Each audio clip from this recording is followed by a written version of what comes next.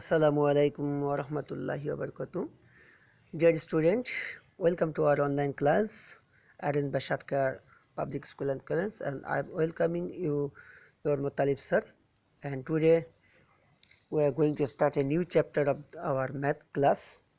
The chapter is class 8 books, 11 chapter.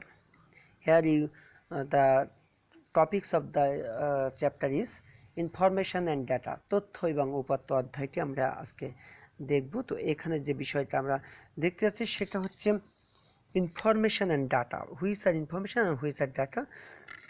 Here we can say we have gained the fundamental concept and learned it in detail in previous class. সপ্তম শ্রেণীতে আমরা এই সম্পর্কে basic জিনিসগুলো আমরা দেখেছি। we know any information or data based on the numbers or events is statistics. As the important, we know any information or data based on the number or events is statistics. মানে যে কোনো তথ্য বা উপাত্ত সেটা যদি সংখ্যায় প্রকাশ করা হয় তাহলে সেটাকে আমরা স্ট্যাটিস্টিক্স বলে থাকি। and the number used for the information or event are the data of the statistics. আর আমরা যে নাম্বারটাকে আমরা এই স্ট্যাটিস্টিক্সে ব্যবহার করি সেটাই হচ্ছে ডেটা, স্ট্যাটিস্টিক্সের ডেটা। এখানে সেই রকম কিছু উদাহরণ দেওয়া আছে। You can see the data can be collected here. The data can be collected from the source. The data collected directly from the source is more reliable. তার মানে যে সমস্ত ডাটাগুলো আমরা ডাইরেক্ট গ্রহণ করতে সেগুলো আমাদের বেশি হয়। Data collected directly from the source are primary data. There are two kinds of data. One is we have learned in the class 7. The one is primary data and another is secondary data. So the data directly collected from the direct source is called the primary data, and since the secondary data are collected from the indirect, so it is less reliable. Secondary data is যেহেতু direct source থেকে collect করা হয় না সেজন্য এটা কিছুটা reliable com. The number of since the number of above data are not organized, they are not arranged in any order. The data of this type are disorganized data. In the number of data if arranged in any order would be organized data. আমরা যে ডাটাগুলোকে আমরা সাজিয়ে গুছিয়ে সেগুলো organised data. এই সাজানো গোছানোর উপর ভিত্তি করে ডাটাগুলোকে আবার দুইটা ভাগে ভাগ করা হয়। একটা হচ্ছে অর্গানাইজড ডাটা, একটা ডিসঅর্গানাইজড ডাটা। অর্গানাইজড ডাটা যেগুলো সহজে একটা নির্দিষ্ট ক্রমে হয় ঊর্ধ্ব থেকে অর্ধ থেকে ঊর্ধ্ব এরকম যে কোনো একটা ক্রমে সাজানো থাকে, সেজন্য এটাকে আমরা অ্যারেঞ্জ ডাটা। আর যেগুলো কোনোভাবেই সাজানো থাকে না সেগুলো ডিসঅর্গানাইজড ডাটা আমরা বলে থাকি। Here is the data. You can see here the arrangement of data in this way is very difficult. There is very possibility of making mistakes. The disorganized data can be made organized easily through classification and can be presented in the frequency distribution table. এখানে যেটা বলা হয়েছে আমরা class 7 পর্যন্ত যেটা দেখেছি disorganised ডাটাগুলোকে একটা নির্দিষ্ট ক্রমে সাজানো, কিন্তু এখানে অনেক সময় একটা মিসিং হয়ে গেলে তখন আমরা ডাটাগুলোকে ঠিক মতো আমরা সাজাতে পারি না, সেক্ষেত্রে আমাদের একটা প্রবলেম হয়ে পড়ে।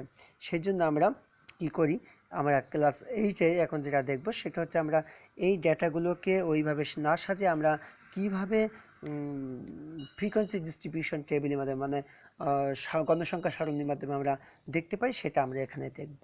তো এর জন্য আমাদের বেশ কিছু জিনিস আমাদের এখানে আগে শিখতে হবে, সেই জিনিসগুলো আমরা একটু খেয়াল করি।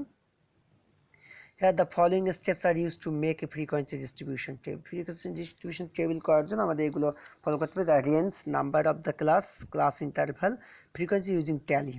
আমরা যেগুলো রেঞ্জ দেখতে হবে, নাম্বার অফ ক্লাস দেখতে হবে, ক্লাস ইন্টারভাল দেখতে হবে, তারপর ট্যালি চিহ্ন দেখতে হবে। Range of data to be investigated, আমরা রেঞ্জটা কীভাবে পাবো? রেঞ্জ হচ্ছে highest number minus lowest number plus 1.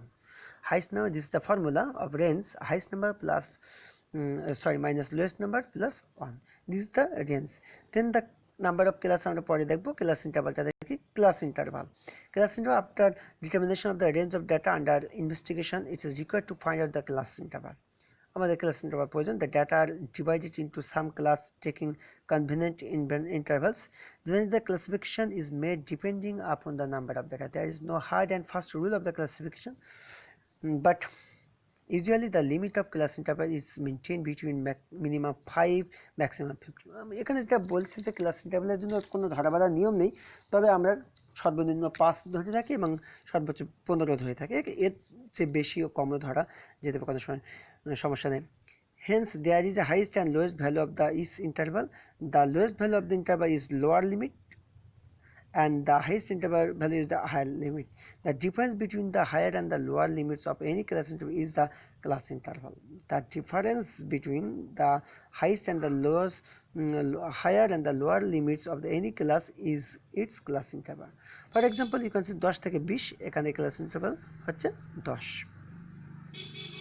and its class interval is যখন একরকম থাকবে তখন আমরা এর সাথে একটা এক যোগ করে আমরা তাহলে বোঝা যাচ্ছে যে it is always better to keep the class interval equal. তাহলে প্রত্যেকটা সারিতে আমরা ফ্রিকোয়েন্সি টেবিল দেখব, তখন প্রত্যেকটা সারিতে আমাদের ক্লাস ইন্টারভালটা সেম রাখতে হবে। যদি প্রথমটায় আমরা 5 ধরি, সবগুলো ক্লাসে আমাদের ক্লাস ইন্টারভাল 5 ধরতে হবে। তো নেক্সট যে বিষয়টা আমরা দেখতে পাচ্ছি, আমরা রেঞ্জ দেখলাম, ক্লাস ইন্টারভাল দেখলাম, নাম্বার অফ ক্লাস, কতগুলো সারি হবে, কতগুলো ক্লাস হবে। The range divided by the class interval is the number of class. রেঞ্জটাকে যদি আমরা ক্লাস ইন্টারভাল দিয়ে করি, ভাগ করি, তাহলে আমরা নাম্বার অফ ক্লাস পাবো। হ্যাঁ, রেঞ্জ আর class interval converted into the integer মনে করো যে রেঞ্জ বাই ক্লাস ইন্টারভাল করলাম, তখন দেখতে পয়েন্ট আসছে কিন্তু সেটা মানে 6.7, তখন আমরা 6.7 ধরবো না, 7 ধরবো, মানে কোনো কিছু পয়েন্ট আসলে তার পরের পূর্ণ সংখ্যাকে আমরা ধরে নেব। Tally marks, the numerical information of the data must belonging some class for, মানে প্রত্যেক ক্লাসে কিছু কিছু আমরা যখন খুঁজে খুঁজে দেখবো যে 10 থেকে 15 কয়েকটা সংখ্যা আছে, সেই সংখ্যাগুলোকে আমরা একটা একটা করে দাগ এভাবে আমরা দাগ দিয়ে দিয়ে 5টা যখন এরকম হয়, এইগুলোকে আমরা ট্যালি মার্কস বা ট্যালি চিহ্ন বলে থাকি। আর ওই ট্যালি চিহ্নকে আমরা কি করি, যখন অঙ্কে প্রকাশ করি সেটাকে আমরা বলি frequency. This is the frequency.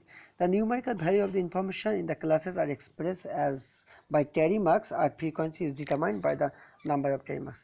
Tally marks যে কয়টা গুণে গুণে সেটা যখন সংখ্যায় প্রকাশ করবো, সেটাকে আমরা ফ্রিকোয়েন্সি হিসেবে বলে থাকি।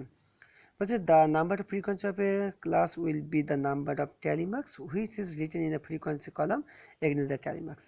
So range, class interval, number of class and the above data under consideration as the range is class interval highest value 20 50 and lowest value 20 plus 1 equal to 31. If the class interval is taken 5, তাহলে we have to get 31 by 5 মানে 6.2, and so আমরা আগেই বলেছি যে ওখানে integer নিতে হবে, তাহলে আমাদের ক্লাস হবে, মোট ক্লাস হবে 7টা। In respect of the above described the frequency distribution of the table of the class stated. আমরা এখন ওই পাশে যে একটা দেওয়া ছিল, ডাটা দেওয়া ছিল, সেই ডাটার উপর ভিত্তি করে আমরা এই ফ্রিকোয়েন্সি ডিস্ট্রিবিউশনটা দেখি। তার মধ্যে এখানে 20 থেকে 24 2টা ছিল, তাই আমরা 2 লিখেছি। এখানে সাপোজ আমরা দেখতে পাচ্ছি 45 থেকে 49 ভিতরে 5টা, তাহলে আমরা 5 যেভাবে দেই সেই চিহ্নটা ট্যালি চিহ্ন বসেছে, এখানে 5 আছে। এভাবে মোট কত হয় সেই মোটটা এখানে আবার আমাদের দেখাতে হবে। এই ছিল আমাদের ফ্রিকোয়েন্সি ডিস্ট্রিবিউশন টেবিল। এখন যেটা দেখো ডায়াগ্রাম, প্রত্যেকটা ডিস্ট্রিবিউশন টেবিল যখন আমরা ডায়াগ্রামে প্রকাশ করবো, তখন আমাদের সেইটাকে আমরা কি অনেক সুন্দরভাবে উপস্থাপন করতে পারবো। তো ডায়াগ্রামটা আর কিছু নয়, এই ফ্রিকোয়েন্সি ডিস্ট্রিবিউশনটা যখন আমরা লেখচিত্র বা পাই চিত্রের মাধ্যমে প্রকাশ করি, তখন সেটাকে আমরা ডায়াগ্রাম। তো বলছে the presentation of information and data by diagram is widely used method. If the data used in any statistics are presented through diagram, they become easy to comprehend and inconvenient to draw conclusion. মানে আমরা যখন এটা করি তখন খুব সহজে এটা বুঝতে পারবে, মানে এই সম্পর্কে একটা ভালো ধারণা পাবো সহজেই। That is why frequency distribution of the data is present in এর কারণেই ডায়াগ্রামে প্রেজেন্ট করা হয়। Though there are different types of diagram in presenting the frequency diagram, here only histogram and the pie chart will be discussed. তোমাদের এখানে আমরা histogram নিয়ে আলোচনা করব আর pie chart নিয়ে আলোচনা করব। তো histogramটা কি জিনিস? One of the diagrams of frequency distribution is histogram. For drawing histogram, x-axis and y-axis are drawn in the a graph paper. The class interval and the frequency are placed in x-axis and y-axis. এবার class intervalটা আমরা x-axis এ রাখবো আর ফ্রিকোয়েন্সিটা আমরা y-axis এ রাখবো, and the histogram is drawn, তারপর আমরা হিস্টোগ্রামটা রাখবো। The base of the rectangle is class interval and height is the frequency. তার মানে আমরা বলছি ভূমি বরাবর আমরা ক্লাস ইন্টারভাল রেখেছি এবং উচ্চতা বরাবর আমরা যেটা রেখেছি সেটা হচ্ছে frequency distribution. Here you can see very easily, this is a math frequency distribution table here, and we have to put down it into the diagram. Here you can see the class interval 114 to 125, 120, 124, 124 to 134. Here is the class interval. These are the frequency distribution. Here you can see the picture, the diagram.